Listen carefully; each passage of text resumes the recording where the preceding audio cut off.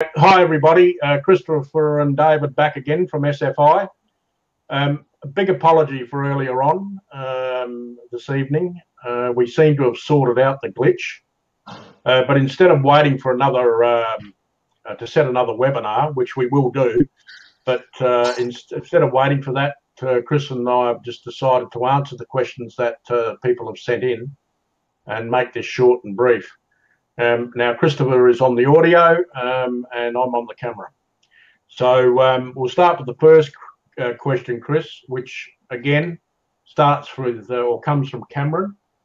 I'll put it in the box here and then I'll read it out because people won't see this box when they're watching this. So Cameron asks, the link between soil biology, pH and nutrient availability. So over to you. Right. Now, there's really three individual questions. What Cameron's got to sort of understand here is that as far as what provides general nutrients in the soil is the fungi and bacteria. Now, depending on the types, will vary on the pH aspects. But in general, this is a very generalized answer because it's hard to get too specific. Yep. The pH of bacterial elements is generally more alkaline, whereas fungal elements or more fungal aspects is more acidic. They prefer a more acidic environment. So the pH aspects probably was really made to be so prominent by the chemical industry and also the hydroponic industry, talking about pHs have to be a certain level to allow NPKs and sulfur and manganese and all these different minor trace elements that become available at the same time. Right. So from as I was saying to people when we were trying to do the webinar, I'm certainly less technical side of SFI than you, but from a layman's point of view, would it be fair to say that if the soil biology has the right balance of bacteria and fungi, then the nutrient availability will also be there because those two guys and the other microorganisms help to make those available to the plant. So if the biology... Yeah, go on. Sorry, to an extent, certain extent, yes. But when we're talking about making full spectrums of nutrients available, first of all, they have to be there in the soil, in the total mineral pool, for that biology to make it available.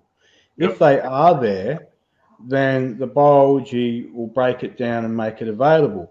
Now, when we talk about predator to prey processes, which many people have heard the terminology, we're talking about organisms that eat the fungi and the bacteria and then make nutrients available to the plants.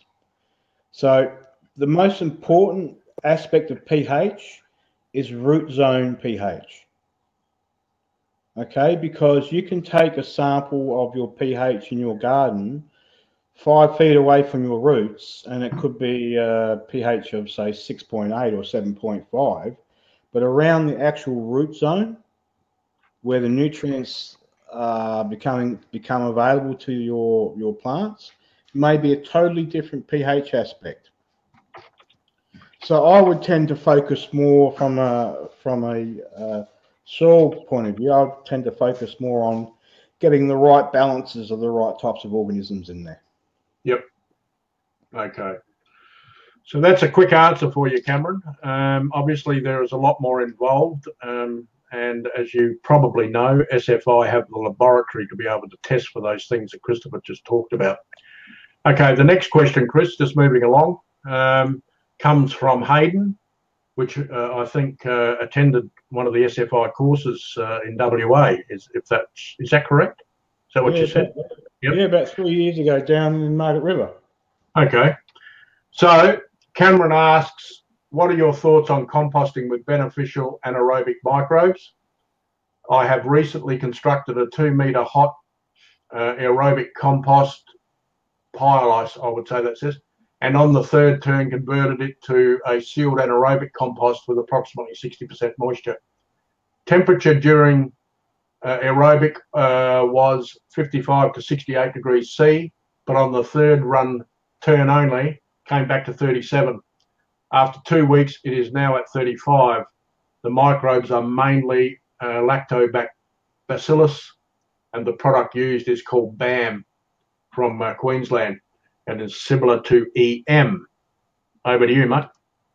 Yeah, I'm not quite sure what Cameron's asking here. I'm not sure sorry, Hayden or Cameron, sorry guys. I'm not sure if he's asking whether or not, if I get the question correctly, he's saying that it started off as an aerobic pile, had aerobic organisms, it went thermophilic, so the temperature increased. Yep. And then when he turned it the third time, I'm not quite sure if he means that it didn't go back to temperature, or when he added this new product to it, it didn't go back to temperature. So I'm a little bit, it'd probably be good to have him here to sort of reiterate what he actually asked, but I'll sort of answer it in two ways. One is that if it didn't go back up to temperature, it's probably got something to do with his formulation and moisture.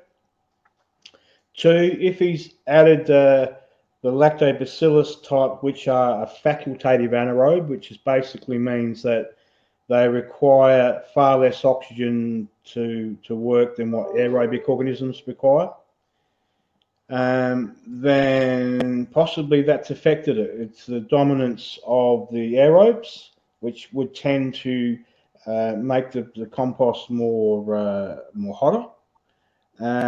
But my response to that is, what do I think about it? Lactobacillus and facultative anaerobic organisms can make a very good compost. But the best quality compost consistently, in my opinion, is thermophilic compost or aerobic compost. Well, if we look at the principles of SFI, then we know that Elaine always talks about aerobic.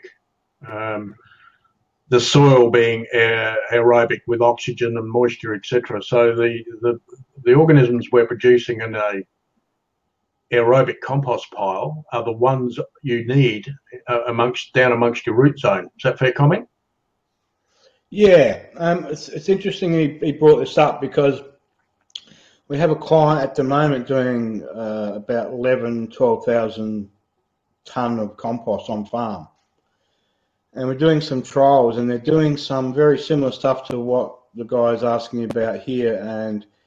And basically, we tested the if you like, facultative or the anaerobic compost, and it came through okay.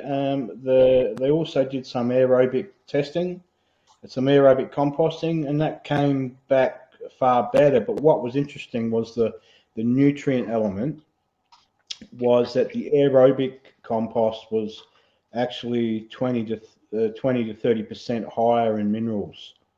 So the same input we used, but the actual mineral availability was higher with the aerobic compost. With the aerobic compost? Yeah. Yep. Okay. All right, Hayden, I hope that answers part of the question, if not all of it. Moving along, because we want to try and keep these brief so people have enough time to watch them and not perhaps go to sleep. But the next question comes from Roseanne, Chris, and we tried to answer this through the text before. But Roseanne asks, after applying compost tea, extract and compost, my pests all disappeared.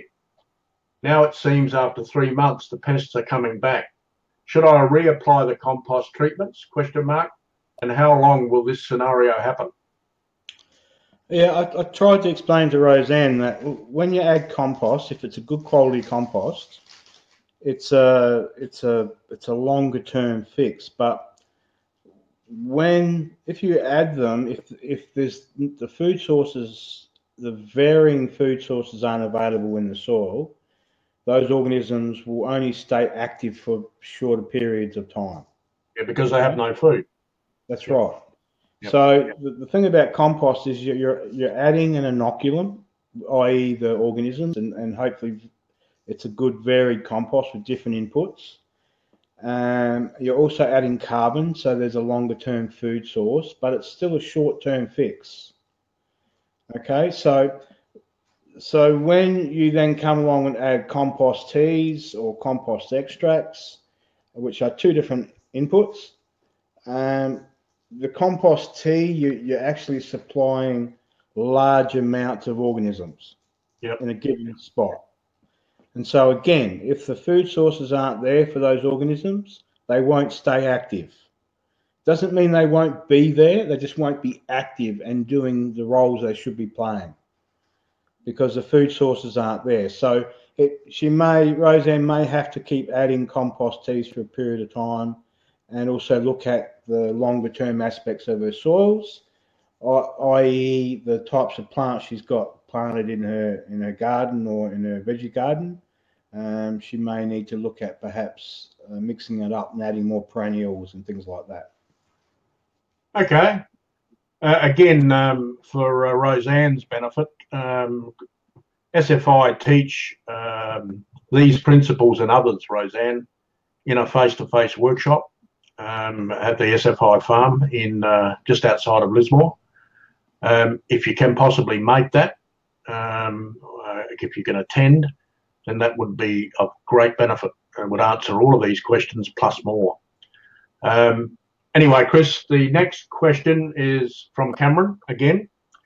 Cameron, Hayden and Roseanne have put 3 questions each.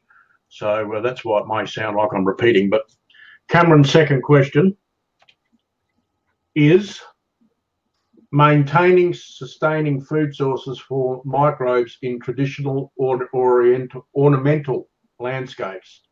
Which sounds like a similar question to what Roseanne's just asked, but how do you interpret that question? Well, again, it comes down to diversity. One of the probably biggest lessons we can ever learn is from nature, and that's, for example, forests. So you look at a permaculture situation where people plant food forests, which is very, very common and done a lot in permaculture. Part of the reason they're doing this, probably without even realizing, is that we have diversity in plants. Diversity in plants then brings diversity in organisms. Okay. Now the reason for that is because each different plant will provide a different type of food source. So we look at, say, carbohydrates, which what plants produce via photosynthesis. So they put these sugars and carbon molecules into the soil. Different plants produce different types of carbon molecules. So some plants, for example, will produce much easier broken down carbon molecules than others. So it's more shorter term, longer term food sources for organisms.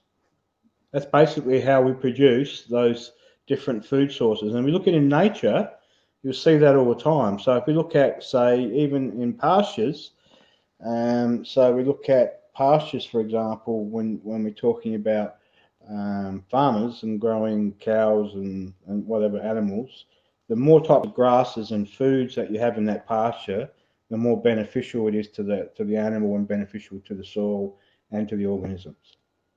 So would it be fair to say that Cameron should add whenever and wherever possible good quality fresh compost on a regular basis to keep that?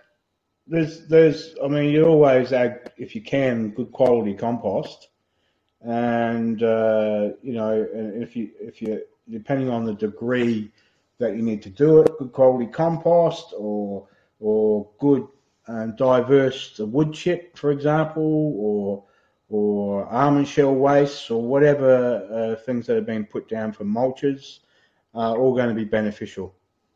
Okay.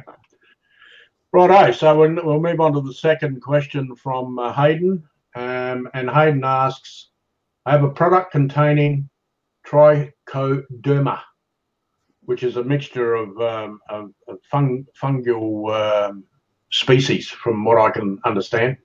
Can I use this to produce a hot or cold compost with the trichoderma bias? And if so, is there a downside to having elevated levels of trichoderma in the soil? Well, that's an interesting question, and I really don't know whether or not there's enough known about this. Trichoderma, for anyone that's listening that doesn't know what it is basically a type of fungi that is predaceous, so it feeds on other fungi. So I'm not quite sure whether trichoderma is selective in regards to eating pathogenic fungi, or whether or not, if there's no pathogenic fungi, that it will then feed on other types of fungi. Mm-hmm. It's interesting because trichoderma and mycorrhizal fungi mixtures are very popular at the moment. And, in theory, trichoderma is used for pathogenic problems, so pathogenic fungal diseases, for example. So, someone will spray this onto their plants or trees or whatever, and in theory, it should attack certain types of fungal diseases.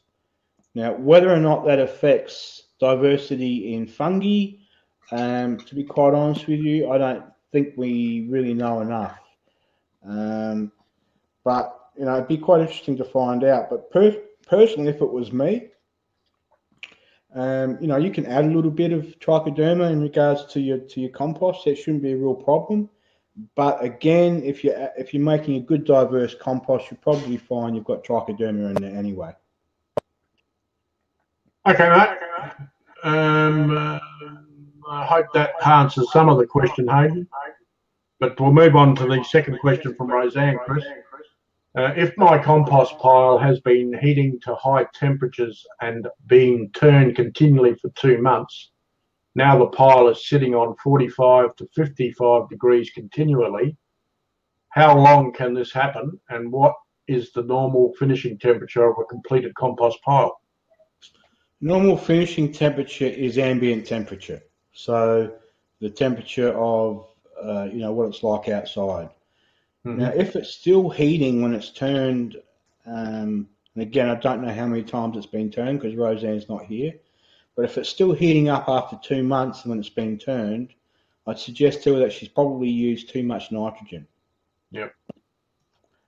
So we've had situations where we've worked with commercial composters in the past, and they've turned their compost 30, 40 times and it still goes up in temperature.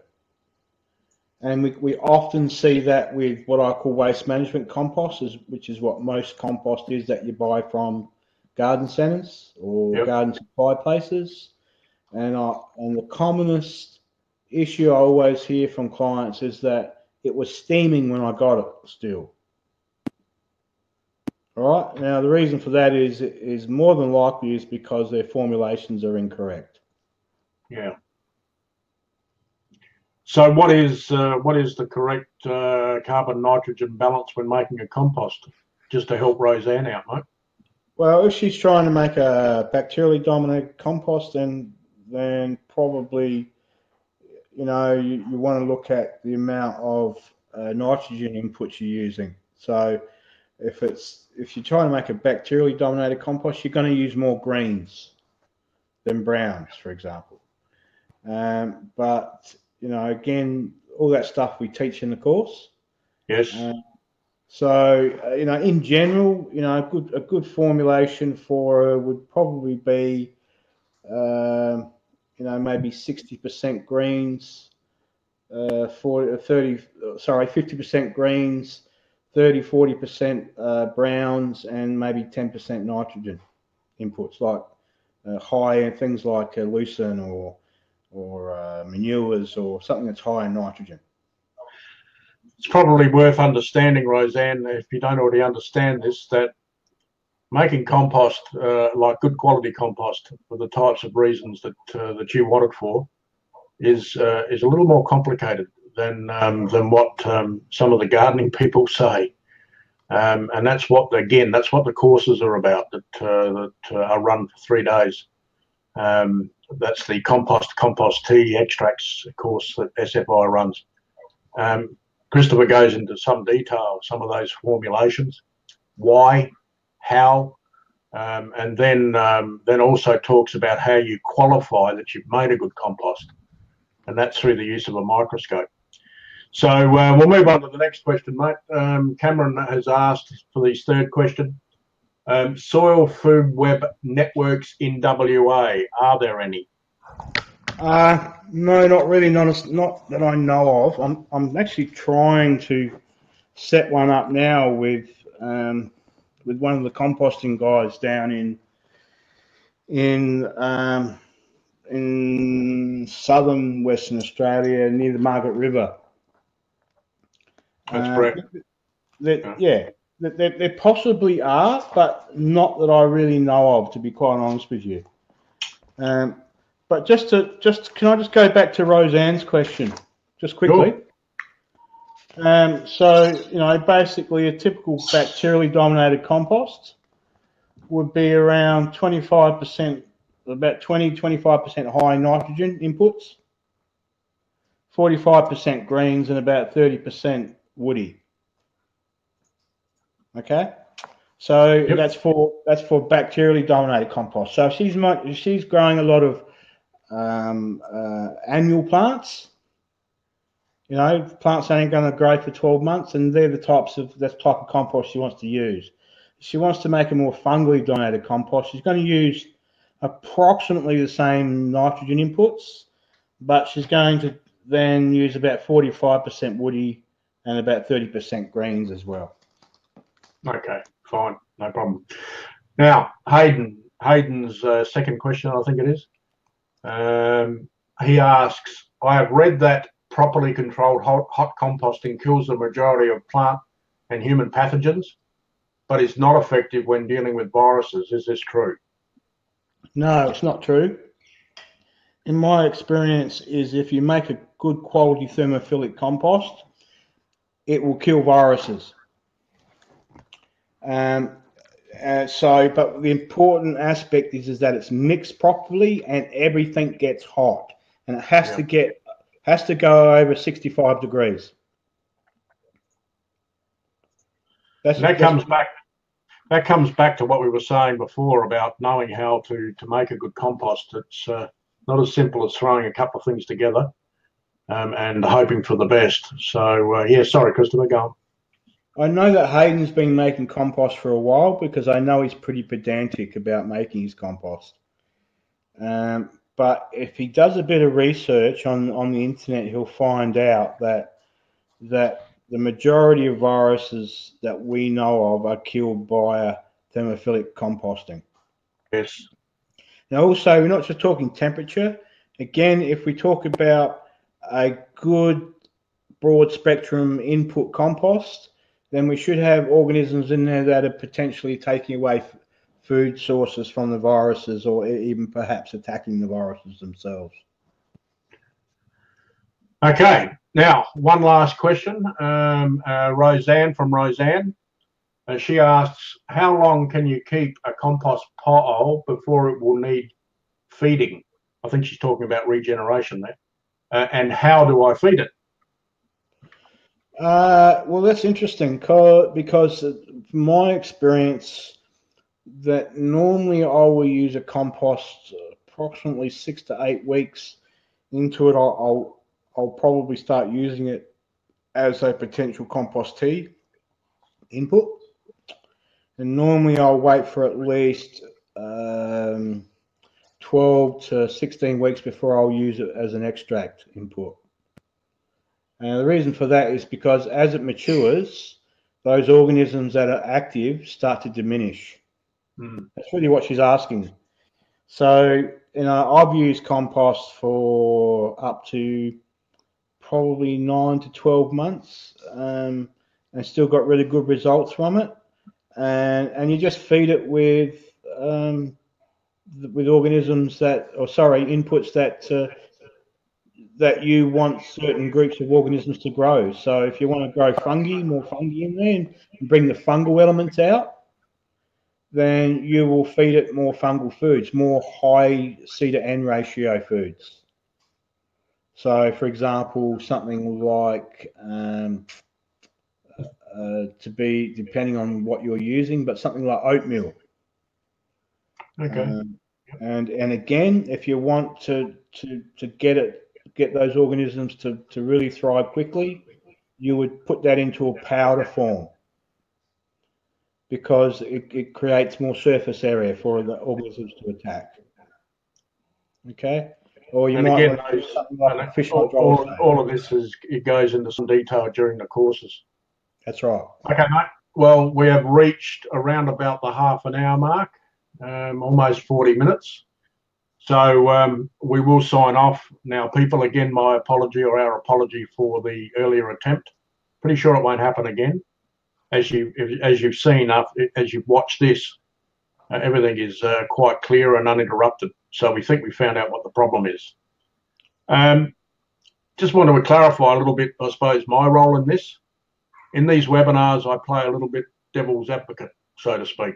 And that is, what I mean by that is that if somebody asks a question, then I will take the role of being you to a certain degree. In other words, perhaps not knowing some of the things that Christopher was saying, then I'll interrupt and ask little questions and make little comments. So that's it for now, guys. Thank you. And hopefully the next one and others after it will be much better. Thank you. Thank you, Chris. Thank you, and thank you, everybody.